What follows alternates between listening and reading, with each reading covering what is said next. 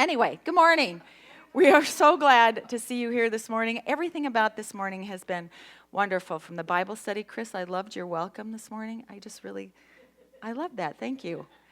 Rachel's prayer, our worship, it was all just a good start to a really good day, right? Gathering in fellowship. So we're going to get into Genesis again after a week off of baptism. It was a wonderful Sunday service at Covenant Harbor.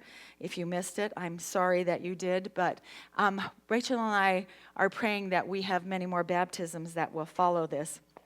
So we're going to refresh this morning just a little bit. We're going to remind us where we are. Jacob's story, remember, it begins with a word from God that his older brother Esau is going to serve him. But even from the very beginning, it's kind of difficult to see how that's going to happen. Esau is older, Esau is stronger, he's bolder, and he's braver. And his father is on his side. He doesn't look like he's going to be ready to serve Jacob anytime soon. But Jacob, this guy is cunning. And before long, we see that Esau is absolutely no match for him, at least not in brains. First, Jacob swindles his birthright, and then he steals his blessing, right? But Jacob's cunning is also his downfall. And what Esau lacks in brains, he makes up for in brawn. And before long, Jacob is running for his life. We know from the beginning that Jacob is God's man, but he does everything he can to run from the calling that God has on his life. So when we pick up things in chapter 31, Jacob is at the height of his desperation. He's run as far as he can, and there is nowhere else to go. He's a slave to the man who was supposed to save him from his brother. He misses his family. He wants to be free. He wants to go home. That's what almost always happens when we run from God too, don't you think? It feels like the only thing that we can do when God's calling seems too daunting and too scary. We think that running in the opposite direction is our only option. But inevitably, when we, like Jacob, do run from God, we end up making a mess. We are far from home, we are alone, and we end up in desperation and distress. And this morning is where we find Jacob. In chapter 31, God sees Jacob's plight, and he tells him that it's time to go home. But the road home isn't as clear as it may seem. First, he has some serious obstacles that he needs to overcome. He needs to convince Laban to let him go home. And as we saw a couple weeks ago, Laban is not of any kind of idea that he wants to set his cash cow free and let him leave. And even if he does release Jacob, there's still the matter of Esau, right? Fortunately for Jacob, 20 years with Laban has broken him, and he has learned a lot. He's tired of running from God, and he's ready to trust him. And when God tells him to go, he obeys. For the very first time in Jacob's life, he actually does the right thing. He's turned a corner, and so this story teaches us about surrender. Just like God did with Jacob, God sometimes calls us to do hard things too.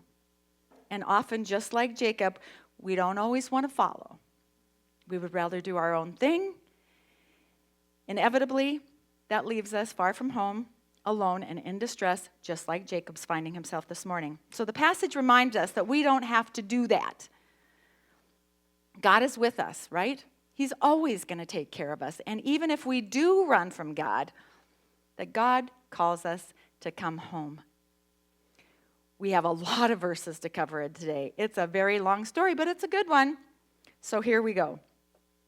Now Jacob heard that the sons of Laban were saying, Jacob has taken all that was our father's, and from what our father's he has gained all of this wealth.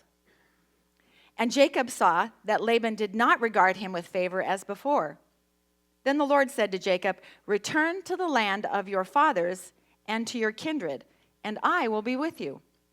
So Jacob sent and called Rachel and Leah into the field where his flock was, and said to them, I see that your father does not regard me with favor as he did before. but the God of my father has been with me. You know that I have served your father with all of my strength. Yet your father has cheated me and changed my wages 10 times. But God did not permit him to harm me. If he said, the spotted shall be your wages, then all the flock bore spotted. And if he said, the striped shall be your wages, then all the flock bore striped. Thus, God has taken away the livestock of your father and given them to me. In the breeding season of the flock, I lifted my eyes up and saw in a dream that the goats that mated with the flock were striped, spotted, and mottled. Then the angel of God said to me in the dream, Jacob? And I said, here I am. And he said, lift up your eyes and see. All the goats that mate with the flock are striped, spotted, or mottled. For I have seen all that Laban is doing to you. I am the God of Bethel, where you anointed a pillar and made a vow to me. Now arise, go out from this land, and return to the land of your kindred. Then Rachel and Leah answered and said to him, is there any portion of inheritance left to us in our father's house? Are we not regarded by him as foreigners? For he has sold us, and he has indeed devoured our money. All the wealth that God has taken away from our father belongs to us and to our children. Now then, whatever God has said to you, do. So Jacob arose and set his sons and wives on camels. He drove away all of his livestock, all of his property that he had gained, the livestock in his possession that he had acquired in Padan Aram, to go to the land of Canaan, to his father Isaac. Laban had gone to shear his sheep, and Rachel stole her father's household gods. And Jacob tricked Laban, the Aramean, by not telling him that he intended to flee. He fled with all that he had, and arose and crossed the Euphrates and set his face toward the hill country of Gilead. Okay, that was a lot. We see here, though, that there has been a turning point in the relationship with Jacob and Laban, right? Jacob has been working for him for almost 20 years. And we have read that things started out really rosy. They were good. Laban was happy. Well, of course he was happy. He was getting really wealthy off of Jacob. But then somewhere in the middle of all of this, their relationship began to sour. Laban's sons see that Laban is getting more and more wealthy because of the arrangement that had been made regarding the sheep and goats. Remember, if Jacob has the sheep and goats that are speckled, then Jacob gets them. And if they are monochromatic in color, then Laban gets them. Well, we know that God had arranged the deal. So there continues to be a more and more speckled and spotted sheep and goats. And Laban's flocks are getting smaller and smaller. And so his sons are really upset that their inheritance is at risk. Jacob senses that things aren't right. He understands that Laban is not treating him the way he used to.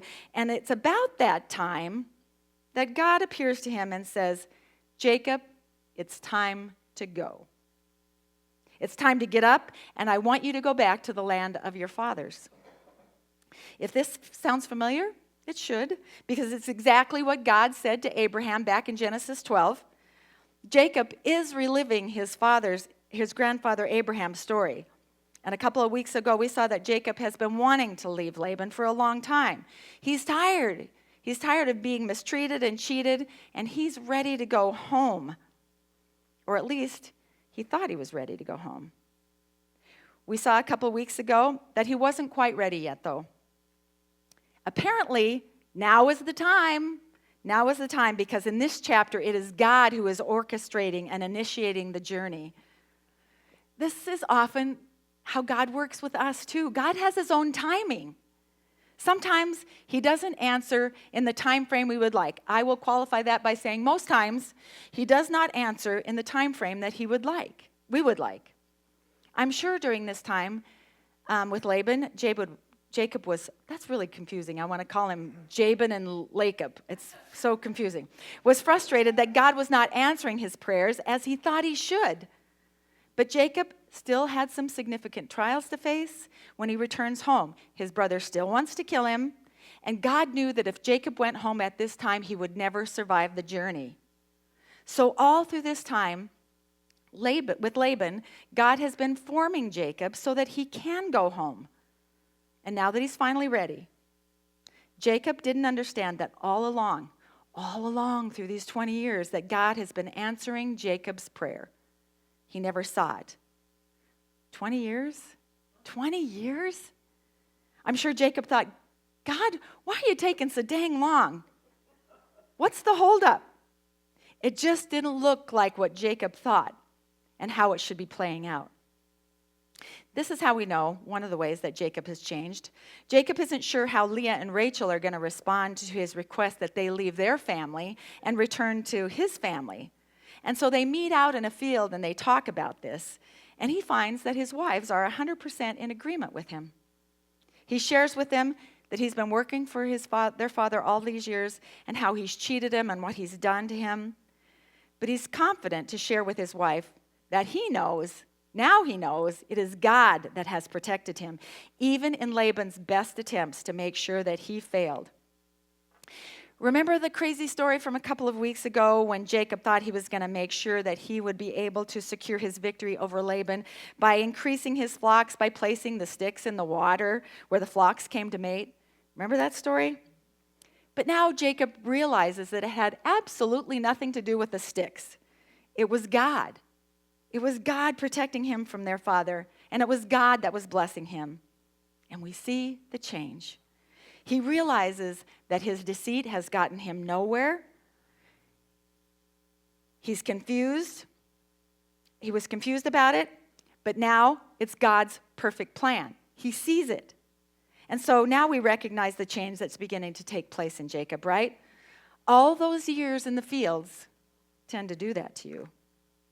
Leah and Rachel realize that Laban has not been good to Jacob, but they also realize that his treatment of them has soured over the years as well. It's not clear exactly what they do when they talk about stealing their inheritance or squandering their inheritance, but they feel like not only has Laban turned on Jacob, but on them, and they are ready to get out of there. They're ready to leave. In the ancient world, the head of the household is the oldest surviving male. This man had absolute authority about anyone who was living under his roof. He had the say if they lived or died, even over adult children. If they disobeyed him or they disrespected that head of the household, they could actually be put to death. So in order for them to be able to leave, they needed to get Laban's permission. Remember in chapter 30, Laban would not give Jacob his permission when he asked for it. So God is working in Jacob's heart. We see Jacob is still far from perfect, as we see that Jacob's plan to deceive Laban by sneaking out in the middle of the night, and Rachel's plan was by stealing his household gods. Both of them, both Jacob and Rachel, want to follow God, but they also want to ensure their success by devising a few shifty plans just to help God along just a little bit. So they skip town, right? They trick him. And when Laban is out shearing his sheep, Rachel steals his gods, these little household gods. Why is this? Is it because she thinks they are valuable? Does Rachel herself believe in the worship of pagan gods? I don't think so. If you remember back in chapter 30, Laban had said that he learned by divination that God was blessing him because of Jacob, that Jacob was working for him. Laban is into these little household gods, these little miracle idols, magical idols, and he thinks he is able to know things. Maybe these little gods are part of that process. Maybe they're part of the process of allowing him to see into the future. So could Rachel believe that maybe if they sneak out, Laban's going to use these gods to find him? Maybe. Maybe that they would be in danger, so these gods could be used for protection. Maybe. Side note here. We see that Jacob isn't perfect. And I got to say, this is so very encouraging because God does not wait until we're perfect before he asks us to do something. No, he doesn't.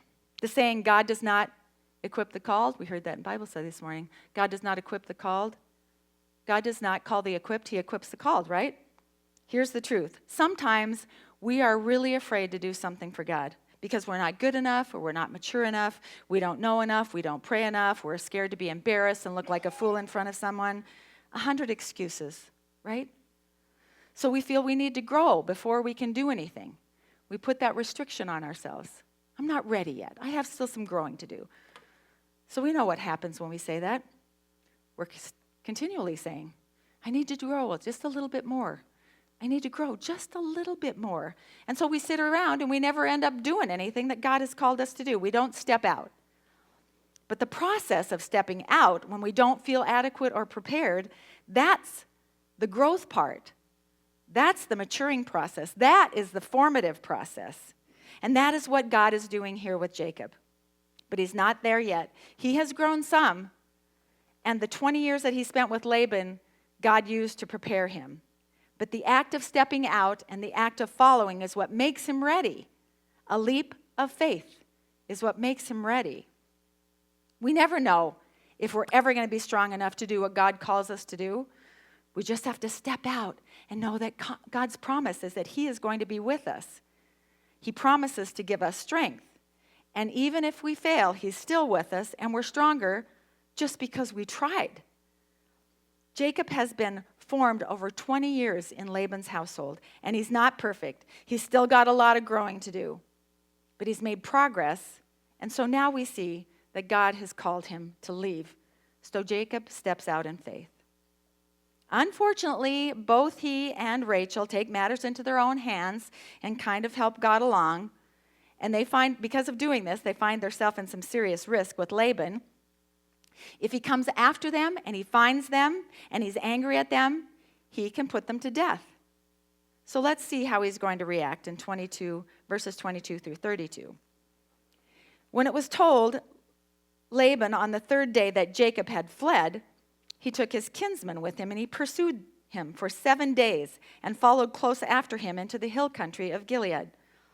But God came to Laban the Aramean in a dream by night and said to him, "Be careful not to say anything to Jacob, either good or bad." And Laban overtook Jacob. Now Jacob had pitched his tent in the hill country, and Laban, with his kinsman, pitched tents in the hill country of Gilead. And Laban said to Jacob, "What have you done, that you have tricked me and driven away my daughters like captives of the sword? Why did you flee secretly and trick me, and did not tell me, so that I might have sent you away with mirth and songs, with tambourine and lyre? And why did you not permit me to kiss my sons and daughters farewell? Now you have done foolishly. It is in my power to do you harm. But the God of your father spoke to me last night, saying, 'Be careful not to say anything to Jacob, either good or bad.' And now you have gone away because you longed greatly for your father's house. But why did you steal my gods?" Jacob answered and said to Laban, "Because I was afraid, for I thought that you would take your daughters from me by force. Anyone with whom you find your gods shall not live. In the presence of our kinsmen, point out what I have that is yours, and take it." Now Jacob did not know that Rachel had stolen them. So Laban hears that Jacob has snuck off, and he forms a posse with his kinsmen to go out together for some vigilante justice. Keep in mind that at this time there is no central government, no police force, no court system, no jail. Everything is tribal justice. So he gets his kinsmen together, and these men are going to serve as judge, as jury, and as executioner. The plan is to find him, try him, and kill him. But on the way there, Laban has a vision from God. Let me say, for a guy who worships pagan gods, it's very interesting how many times the real God appears to him and talks to him, don't you think? But he has another interaction with the true God, who says to him, "Hey man, don't do anything good or bad to Jacob. Don't talk to him. He's following me. Just leave him alone." And fortunately, Laban hears the warning, and when he catches up to Jacob, he says, "You stole my daughters. You basically kidnapped them, and you never gave me a chance to kiss my daughters and my grandchildren goodbye. Come on." We can see right through this. We know that this is pure manipulation. For Laban is not a heartsick father who is upset that he didn't get to say goodbye to his kids. He's a manipulator. And he's upset that the people who he has been controlling for all of these years have finally gotten a backbone. have had enough, and they are out of there. This is what manipulators do, right?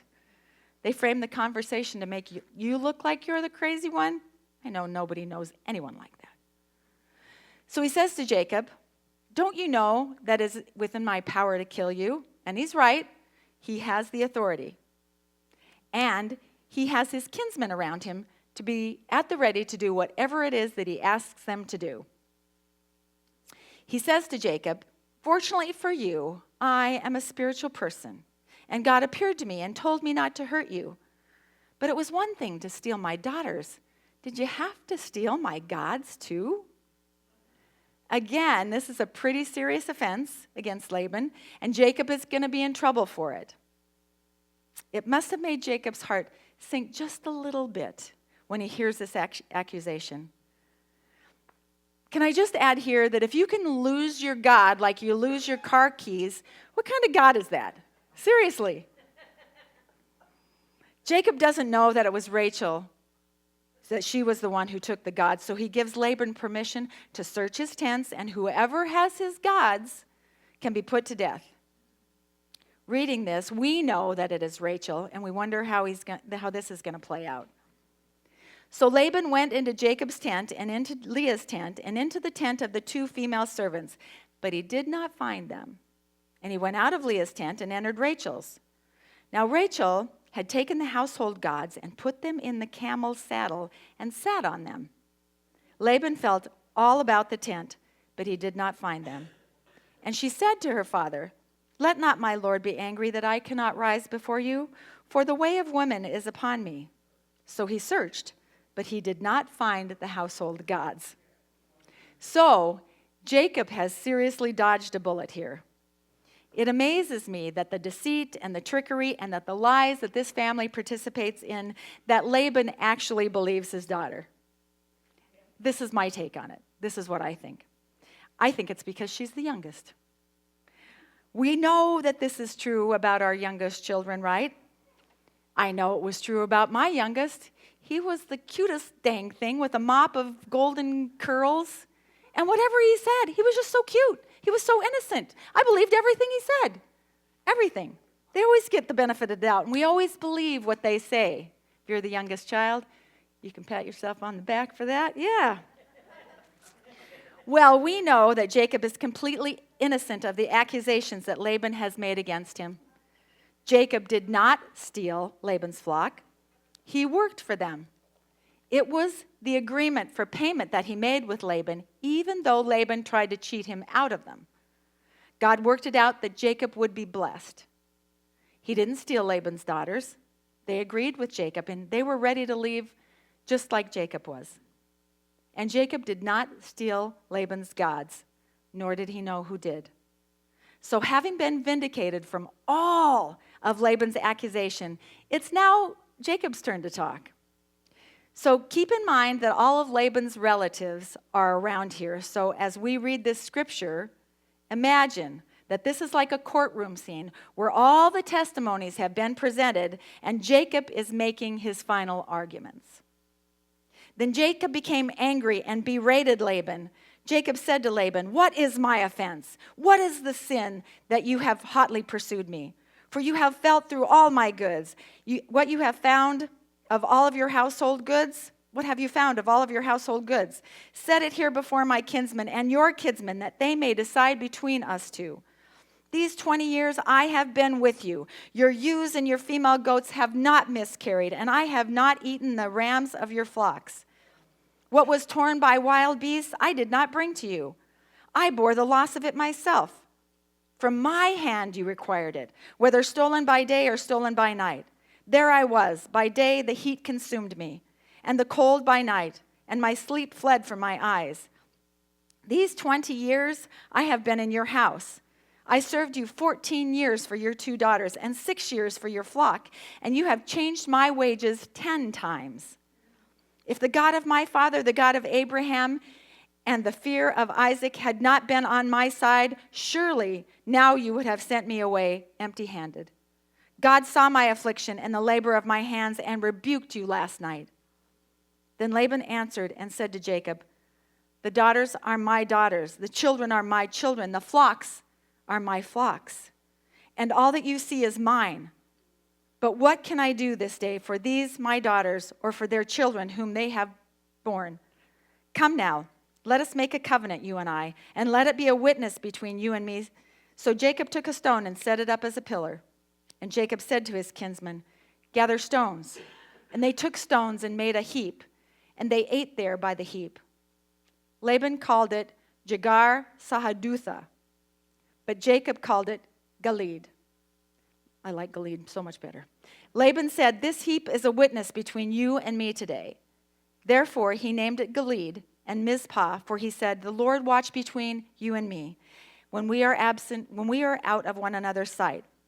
If you oppress my daughters, or if you take wives beside my daughters, although no one is with us, see, God is witness between you and me. Then Laban said to Jacob, see this heap at the pillar, which I have set between you and me? This heap is a witness, and the pillar is a witness, that I will not pass over this heap to you, and you will not pass over this heap and this pillar to me, to do harm. The God of Abraham and the God of Nahor, the God of their father, judge between us.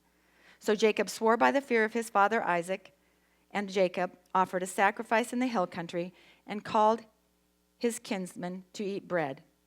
They ate bread and spent the night in the hill country. Early in the morning, Laban arose and kissed his grandchildren and his daughters and blessed them. Then Laban departed and returned home. So that's a pretty irate tirade that Jacob unleashes on Laban. You kind of get the feeling that Jacob might have been practicing this for the last 20 years, a time or two. And finally, when he's done, it's like a mic drop, right? Even in this long rant, we see growth in Jacob. Jacob, you do? That's good. We do too. You're in the right place. Huh. Even in this long rant, we see growth in Jacob. Jacob appeals to justice. He recognizes the God who sees injustice has seen him. He sees that God saw and stood up for him. He sees that by implication, he can't act like this and take advantage of things. So working with Laban has taught him a thing or two. He's not perfect, but he has made progress, and this is why he's finally ready to go home. Laban knows that he's been made a fool of, and he begins to backpedal. He states that he just loves his daughters and wants what's best for them. So he agrees to make a pillar there, right there, and basically tells Jacob, you stay on your side, I'll stay on my side, and we'll leave it at that. All that Jacob wanted was to get away from Laban and return to home, so he agrees. And with that, the Laban narrative is now over.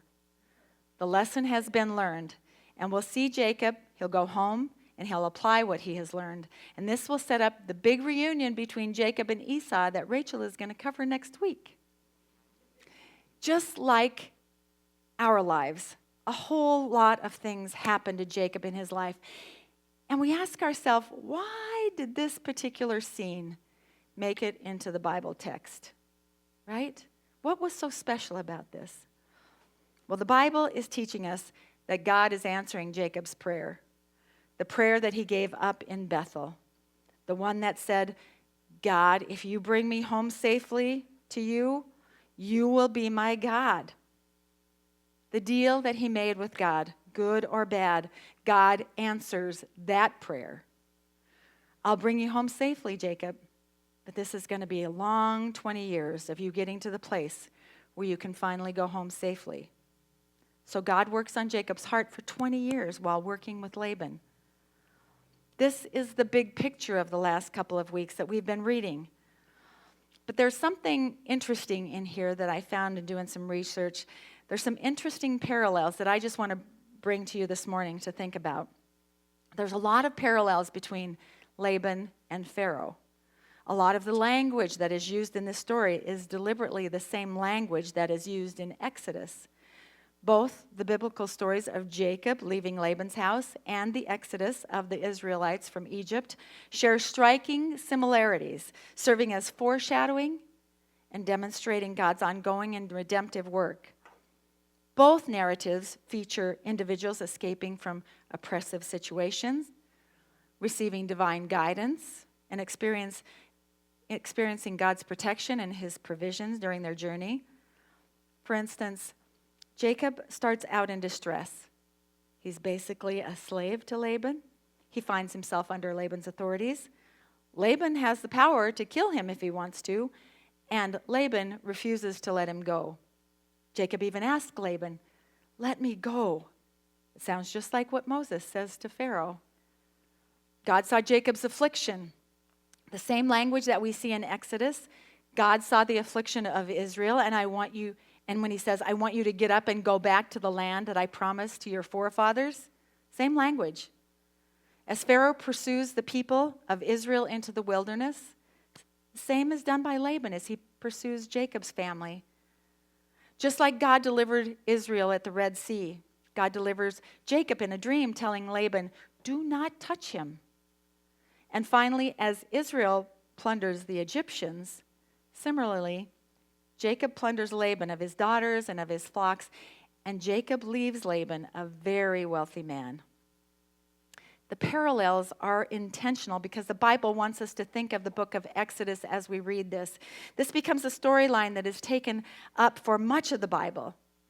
The New Testament makes a ton of parallels between God delivering Israel from bondage to Egypt and what he did on the cross. God delivering humanity from slavery to sin through the death and resurrection of Jesus on the cross. The way that the story is told is supposed to remind us of our own story, of our own slavery to sin, and our own need of rescue. God has called us to live for him, and living for him can be scary and hard. And so what do? So many times we run. We do our own thing. We live life our own way. And what happens to us when we do? Yeah, we end up just like Jacob, trouble. So let me ask you this morning. Are you running from God? And if so, where has that gotten you? We see where it got Jacob. He lost his family. He's living in bondage. His brother is set out to kill him. He's a slave to his uncle. If you are running from God, where has it gotten you? Jesus told us in Scripture that the thief comes to kill and steal and destroy, but he has come so that we may have life and have it in abundance. Laban in this story is just like Pharaoh in Exodus. It's a picture of what Satan wants for us. Laban wanted Jacob in slavery, and Satan wants us in slavery to sin and to death. Just like Laban manipulated the scene to try to present it that Jacob was in the wrong and that there was absolutely no way that he could leave and he needed to come back to him. Satan is trying to tell us that we can't follow God, that we need to do our own thing because God cannot be trusted, or that we're not good enough, or it is just not worth it, because Satan wants us in slavery too. Jesus came to set us free, to give us life. He died for our sins and he rose from the dead, and we can have freedom from the promise of sin and death, and we can have the promise of life eternal. God called Jacob to leave the land of Laban and come back home, and Jesus called us to follow him and to follow him home too. When God called Jacob, though, he had to respond. He had to get up and go. And similarly, when Jesus calls us, we have to respond. We have to respond too, and that is why we have this time of response that we end with every week. It's to give everybody the opportunity to respond. In the scripture that we have just read, when Jacob finally makes it, he says, "I have left the land of Laban, and I'm going to the promised land." What does he do? He sets up a pillar as a sign, and he has some food with his friends. Jesus did much the same thing. He says, "I have called you to a new life, and so that you remember that, I'm going to set up a sign with some bread and some wine, and we're going to share a meal, and you will remember me." On the night that he was betrayed, Jesus took the bread and he broke it. And he gave it to his disciples and said, "This is my body broken just for you. Eat of it and remember me." And with the cup, he also took it, saying, "This is my blood, shed just for you. Whenever you drink of it, remember me." Erica and Z are going to be the administrators of our communion this morning. So, church, when you are ready, please come forward to the table of grace.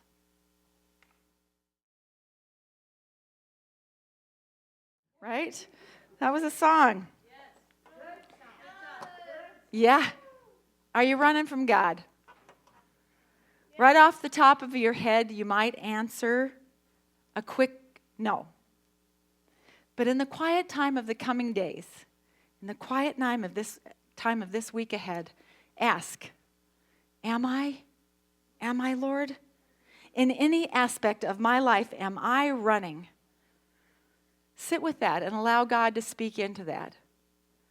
And ask him to show you and to reveal to you, and then ask why. What is it? Like Jacob, this could be a season of change, of incredible growth and deepening your relationship with your Creator. You can trust him, and it may just save you 20 years, right?